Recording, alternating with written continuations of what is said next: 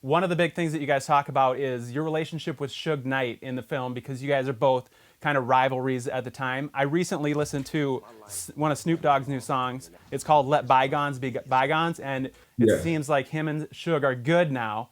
What's your yeah. relationship with Suge now? Well, I've never had a bad relationship with Suge. It was always business, and I want people to realize, just because we two African American men doing business and we both come from humble beginnings, it always don't have to be negative.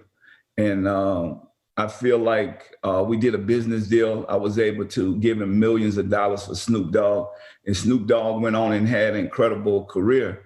So I feel like that's what the message that I want to send to the world, that, yeah, all of us have differences and we think different and do different things. But when it comes to business, I feel like that's what we have to change the narrative, that African American men can do business together. And that's what I was able to do. It was just a business deal. And you totally revived Snoop, and he's still killing it today. So that's awesome. I'm a father. I have two sons. Yes. Lil Romeo. One thing that's focused on in part of the documentary is at one point you guys made a decision. He wanted to become a rapper. You made the decision to let him do it. Were you at that time in your life? Did you fear for his life being in the limelight like that? What were your thoughts going through your head when you had to make that decision?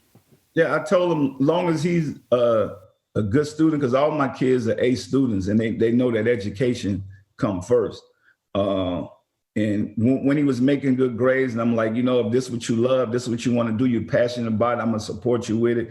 You will be around us. So I feel like he made a lot of sacrifices as a young person, because it's hard to do this as a kid. And he made a lot of sacrifices. I mean, he's not the normal 10-year-old at the time. I'm like, this No. kid is like 20 years old, but he's 10 years old. So I let him chase his dream and his goals. He knew what he wanted earlier. And I feel like as a family, we're able to create generational wealth because the mindset that Romeo has, and God has blessed us. My other kids now go to Minnehaha, Hersey and Mercy, and we on the road constantly. We constantly in traveling right now with Sizzle, with Brian's team, and just being in Minneapolis and being a part of that culture and that community, man. What happened to George Floyd, and watch the people unite and come together. I just feel like, man, we have been blessed to see this all sides. And you guys know I grew up in poverty, and to be able to go from having nothing to creating an empire to not being able to sell records, to sell 100 million records, went from one fan to making millions of fans in the music industry and putting some of the biggest artists in the world out.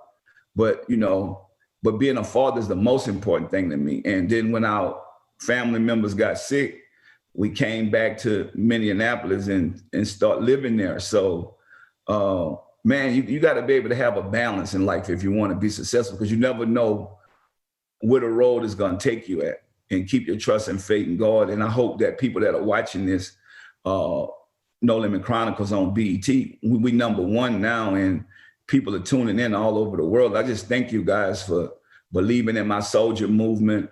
We made the world wear camouflage.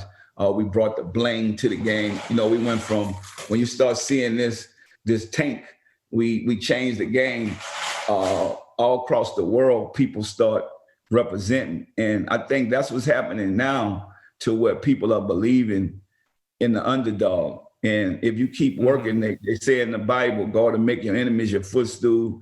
He'll take from the wicked and give to the righteous, and doing the right thing. I mean, that's how my life has been going. So I went from the music industry, the product, the Uncle P rice, the Uncle P syrup, I got pancakes.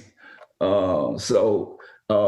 took the Uncle Ben and the Aunt Jemima stuff off the shelves, and to be able to have my product in there is just a blessing, especially coming from poverty. And Definitely. so we're definitely thankful and blessed.